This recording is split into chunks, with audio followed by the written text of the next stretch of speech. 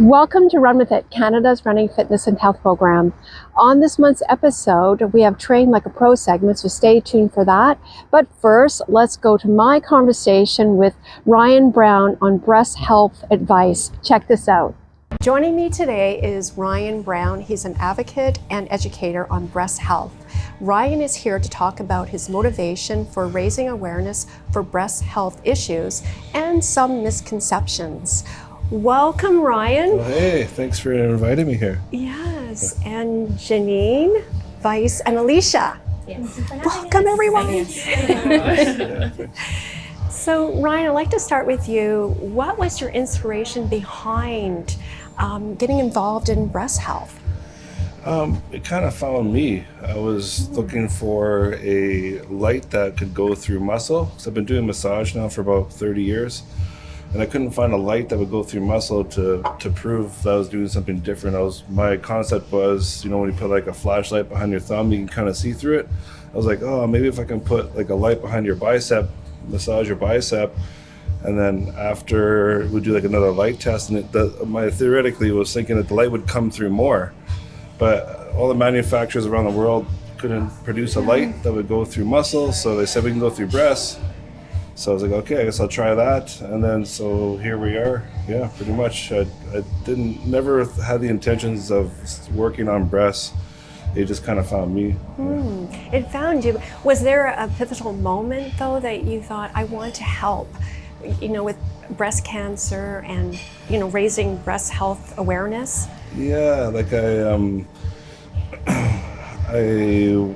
see that the cancer rates are getting worse, and so when I saw that I was getting like a different imaging, I thought right away that maybe I can use this practice in mammograms. So we actually had a chance to produce some results with a mammogram too. So now we're working with doctors and producing the next phase of our clinical trial right now.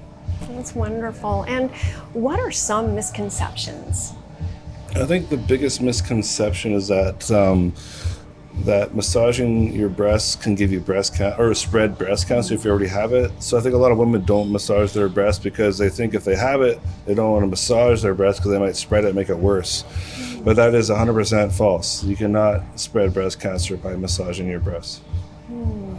And so with this in mind, for testimonial, you have Jenine here, who you've been working with over 7 years. Is that correct? 7 years, yeah. Yeah, honestly. It's been amazing. I have loved every single second of it. He is one of the best. I haven't met someone that could do what he does. It's very uplifting. It's very empowering. Honestly, I feel like my breasts aren't even there half the time because of how circulated and how, I guess, happy they are. Yeah, all right, cool. So, yeah, I've been working with Jenine for about 7 years now, and over the last 7 years, her bust went up just about 6 inches in total altogether, a couple cup sizes. So it does take time, and the work that I do is not permanent. You have to keep coming back. If you're coming to me for breast size differences, but I try to keep people in check when I do talk to people for the first time when they come for a session. My intentions were never to, how can I make breasts bigger? That's never what I never thought, like, how can I make boobs bigger? It never crossed my mind. It's just like the light test and the muscle, and then now I'm working with breasts, and then it's like a side effect, I call it. It doesn't work for everybody either. Not everybody gets like larger sizes. Usually everybody gets like a little bit of size differences, but it's like A fuller size. 1 in 10 will get like really, really noticeable size differences. It's not exact, but it's about 1 in 10 that you can really see a significant difference. But for me, I just tell my clients the light test and seeing that light coming through the breast tissue more in our light test, that's all I care about. And then once the light is fully like illuminated in your breast, just like a salt lamp, that's about as much side effects as you're going to get anyway, because that means your breast is fully circulating, and there's no more room for side effects, no more room for size differences. So I just tell people, I tell my clients, once they get to my goal, you can get to your goal if you're coming to me for size. Yes, and Vice, Yeah. some feedback. So I actually came because she won an actual treatment plan with Ryan, and then I was researching and looking up more about it because I do energy work myself as well. So when I was looking it up and looking on his website that he was looking for people for the trial to actually figure out for his actual case study, and that sounded interesting to me because I actually have breast cancer that runs in my family. So I was like, okay, well, this could be like a good way to be able to detect the cancer if there is any beforehand, or to see how healthy I am and stuff. And going through the process, when we first did the light test before the actual treatment, there was little darker spots, and I had tender spots on the spots. And then afterwards, he did the light test again, which actually came out clearer, like in actual photos. And in what I've seen so far, even on his websites, he has it where they do the light test and where the breast tissue is literally almost dark, like you can't see anything. So I was really curious about this. And then the light test afterwards, only 15 minutes into getting the treatment, it's like it lights up. Like all of a sudden, it just clears up that. David Suzuki that said you can tell a lot by an environment, by the women's breast tissues in the communities. You can tell a lot how toxic the actual environment is where the women's living by their breast tissues. I think it was David Suzuki. Hey, Dave. I don't know. So, Alisha, can you share your feedback? Sure, yeah. Like Vice said, we started working together because I had won a giveaway and I didn't exactly know what I was walking into, but then as soon as I started to learn about what Ryan does, I was like, oh, this is very, very interesting. And actually after the first session that we did, I saw some like crazy differences. I was in a bit of a dark place when I came into that first session that we had, and I actually ended up leaving not only like feeling a lot lighter, mentally, emotionally. Well, actually, when I left, I was very emotional, so I think it was leaving my body. But then after, like, I just walked around feeling lighter. And then when I would come in again, we would do another session, and I left feeling lighter again. And I was like, this is crazy. So again, the breast different size also was a big change. I think it was like 1.5 inches, 2 inches or something. Yeah, like that. Altogether, I think you've done like 5 sessions, but we only did 15-20 minutes each time. Yeah. So you're about, altogether, you've done about 1.5 hours. So, Exactly. Yeah, usually you only get like 1 inch or 2 difference. Yeah, Mm-hmm. So yeah, big changes happened for me. So really good feedback. I think what you're doing is amazing, and I think more people need to know about it. And with the light in your breasts. And the light as well. Yeah, just seeing like how dark and uncirculated my breast tissue was compared to like the last picture that you took was a big difference. So yeah, I'm very thankful. Wonderful. Thanks so much for your feedback, guys. Thank you, guys. Thanks. Yeah.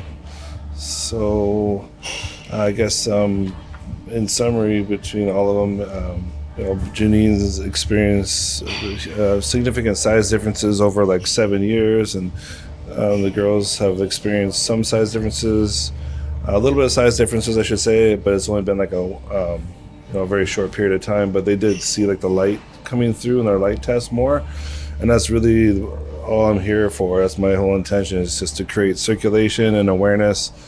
And I'm hoping that once our clinical trial is done, we're on the second phase now, that we can get my system into the medical system so women can get a clear image on the ultrasound or the mammogram.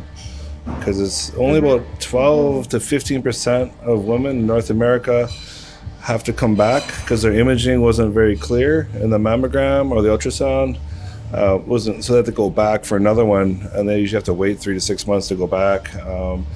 But yeah, so 15% of the women in North America doesn't sound like much, but it's like about 5 million women per year have to go back for another test. And we're hoping that the majority of women will just get the service done in preparation, so they don't take the risk of having to come back.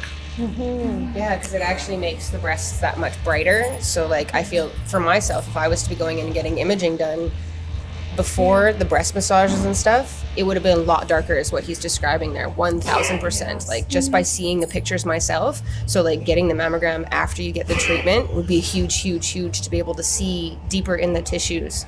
And like just even seeing it for myself just by taking a picture after and seeing it, it's I think it would make a huge difference. Yeah, and it's not just detecting breast cancer. There's like over 50 different types of breast cancers, and there's different types of breast diseases. So it's like early detection.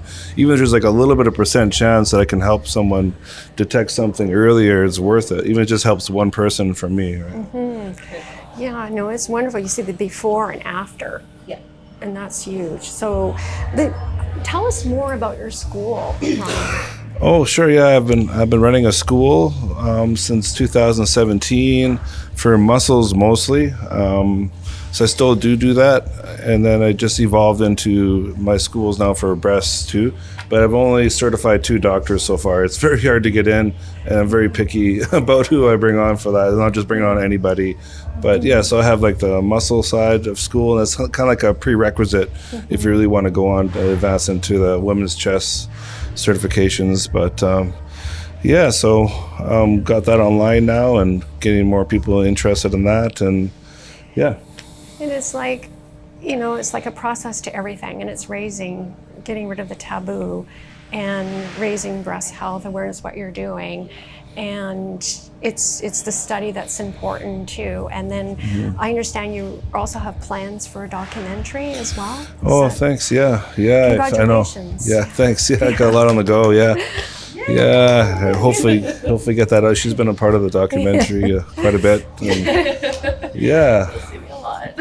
Yeah. So, yeah, we have a documentary finished, and we have like hundreds of other like little webisodes we filmed for social media, like over 500 little webisodes. We also put together like the best of the best and put it on like a documentary style, and that's ready to go. We're just kind of shopping around for like a medium, like say Netflix or I don't know, somebody that could maybe take it on. But I'm also just fine putting it on independently too, because it is my clients. I feel like I have to be kind of protective of their information, so I'm kind of hesitant to take on a contract with anybody too. But I'm open to it. But I'm also it's got to be very strict. So. Yes, and I'm thinking like with family that has a history of breast cancer, it's even more important. It's important always, but just checking your family history and then doing what we can. The more information we know, the more we are aware to help. And that's correct. And who you are, the 3 of you, are giving your feedback and testimonials. So one word, how do you feel right now going through this for each of you? Vice, what's one word that you feel about?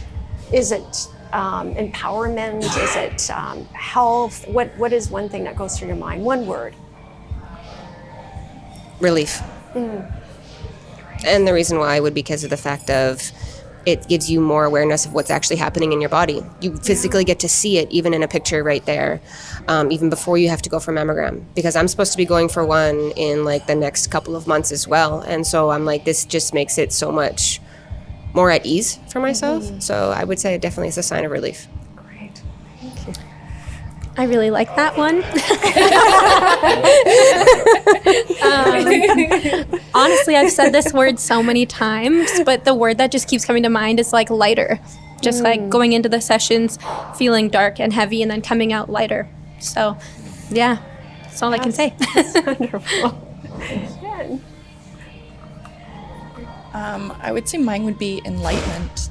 It's kind of like how the lamp and how it needs to light up and everything. And like she was saying, like there's a lighter feeling. There's definitely a feeling of relief. I couldn't imagine having any sort of breast cancer in my family and like not being able to know prior to, like if you hadn't gotten the massages done, the tension and everything that you would have been building up would have been intense. So good on you, girl. But no, definitely enlightenment. Yeah. Yes, good. Well, thanks. I appreciate it, guys. Thank you for the feedback. What's your one word? Come on. Just helping others. I guess that's 2 words, sorry. Helping. Helping. There you go. I don't know. I just work here. I just work here. No, but is there an age where you should be getting these mammograms or knowing about breast health? Like, or is there a particular age? Yeah, great question. I know in Canada, they usually don't recommend doing mammograms until after you're 50 is mandatory. But I think if I had it my way, I would say everybody should get tested ultrasound or mammogram at a very young age, as young as you can go, like say 19. And if you do have dense breasts, then you should definitely be put on some kind of program of some type at a younger age, because the density inside the breast tissues is what covers up the imaging and you can't see what's going on inside. So I think it's even more important that you have education and awareness. If you're diagnosed with dense breasts at a very young age, you should take it very seriously, because it's killing 1 in 8 women right now, just in Canada, right? It's pretty serious. It's like the second killer to women right now. You're thinking like lifestyle changes too, your diet and also losing weight. So your breasts become more dense. And that's another thing, going for a mammogram. It's like, how do you, so these are the density can't really change. It's genetic. You can't really change the density. If you are diagnosed with dense breasts, you can't change that. Good. You can just manage it and make it lighter. But yeah, it's something that I'm hoping to get more awareness out there. So I really appreciate you guys coming on board and backing me up, because if we need more women to be okay with just massaging their boobs and checking out to see if there's anything wrong with it. It shouldn't be like demonized or it shouldn't be tabooed or stigmatized at all. It's just it's very important that women do self-care as much as possible. At least once a month I recommend. It's usually what doctors will recommend, like once a month, do a self-check in the shower. It only takes like 30 seconds. I think even just 30 seconds every day in the shower. Just put the soap on your breasts a little bit. Just even by putting the soap on your breasts a little bit longer, 30 seconds a day, I think would make a long, very good impact, or how do you say, a very good positive outcome. Because it's only 30 seconds, you think of it, but if that's like a month, that's like roughly 10 minutes a month. And these girls, these girls are getting results in 15 minutes. So I'm trying to inspire women just to do 30 seconds a day. It adds up. Ryan, what's next for you? What's next? Yes. Continue. I just I want to help people. That's in the biggest way possible. So I'm trying to get my study and my practice into the medical system, so then I can go and educate other doctors and nurses on the importance of doing massage as prevention. Also to do prevention, to do the service of my practice right before an ultrasound or a mammogram. And that's like where I kind of like, I'm a pioneer of that. Like, I'm not a pioneer of breast massage. I'm not a pioneer of, putting a light under someone's breast even. That's all been done before. But I am the pioneer of taking a breast and then making it lighter, going from dark to light. And so that's all I care about, is the circulation. Thank you. If people want to get a hold of you, where can they go? Reach out to you. They can reach out to the site. I got Cantera.com. That's KANNTERA.com. And it's basically. Thank you. Hey. Yes, thanks for having us.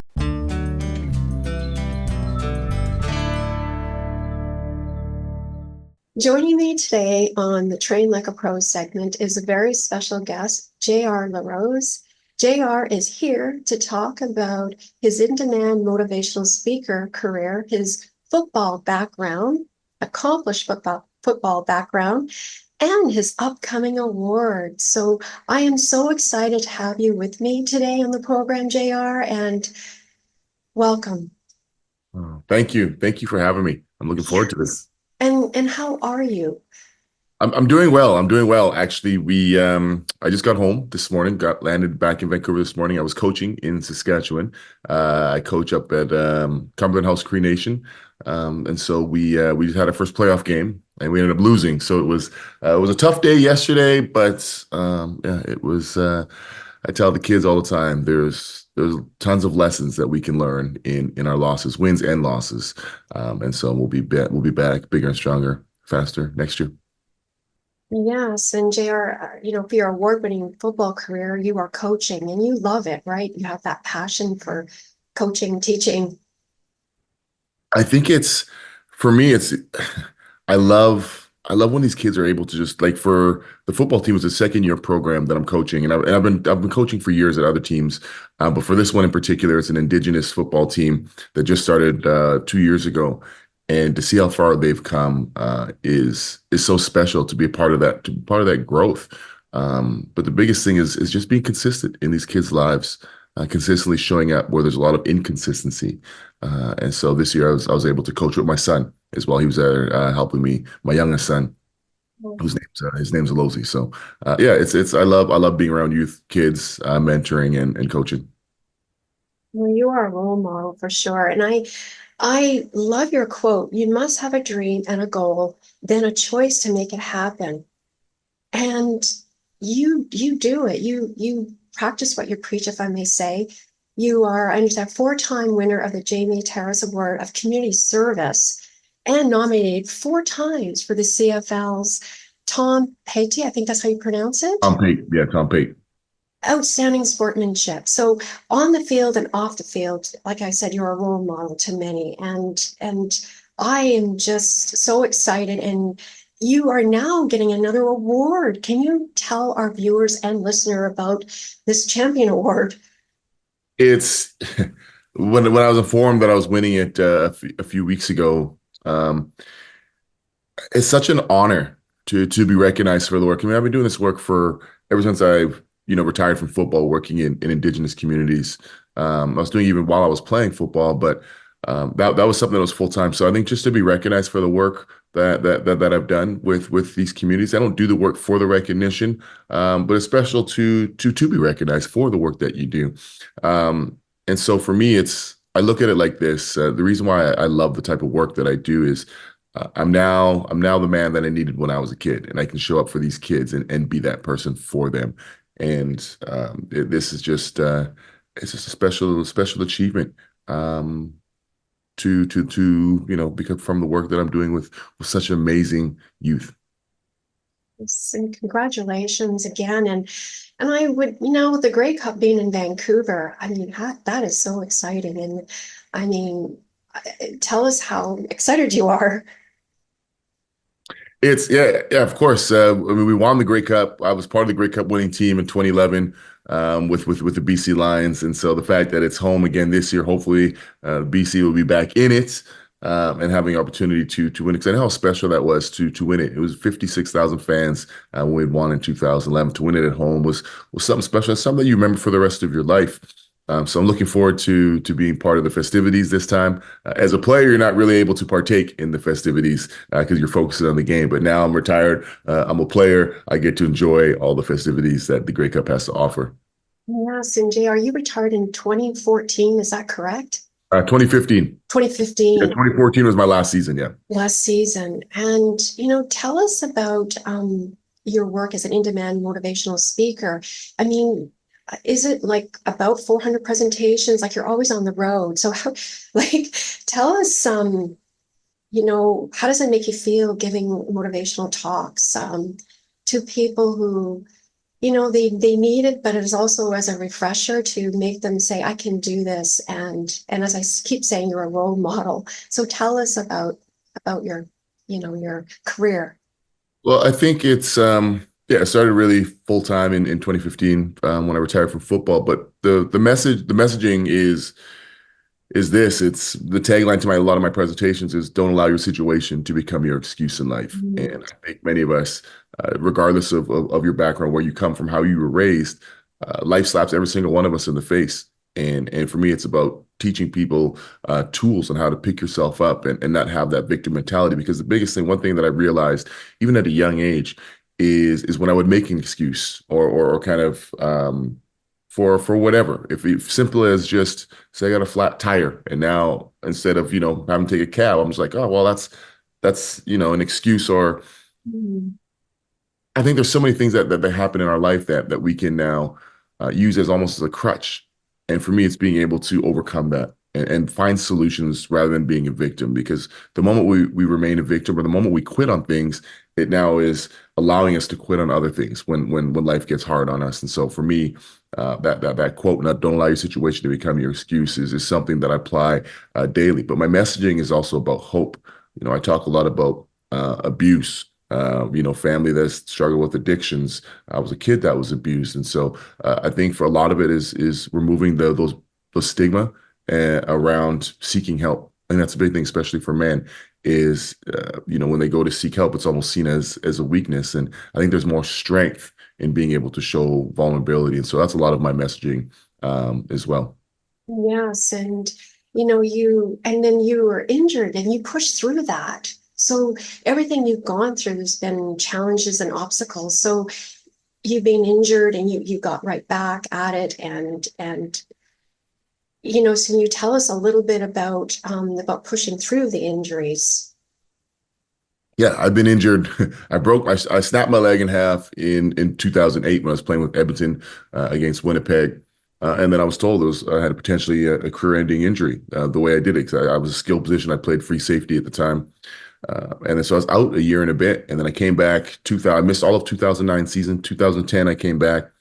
I was able to come back and play football. I ended up signing with BC. Edmonton didn't want to bring me back. And then again, same thing happens again. I break my leg almost second last game of the season for a second time as a member of the BC Lions against my former team, the Edmonton Elks. And so you talk about, again, facing that adversity, not once, but twice. Very fortunate, came back from that injury. And then as I get my starting job, this is now 2011, I break my forearm in training camp. So, it's one thing after another. And again, we talk about that quote, "Not allowing your situation to become your excuses." That I've been told, people have been telling me, majority of my life, that you won't obtain this, you won't become that. And for me, it's about proving people wrong. And that's really my biggest motivator. And especially as my kids, I have two boys now that are 21 and 18, it's teaching them that when you face adversity or face some sort of struggle, to be able to push through it. And there's so many teaching moments when we stumble and fall, but the important thing is picking ourselves back up. Thanks for watching. If you have a question or comment about today's episode, go to our website, runwithit.ca. Until next time, run with it. Run With It is sponsored by Mallory's Fashion Network and the Rio Theater.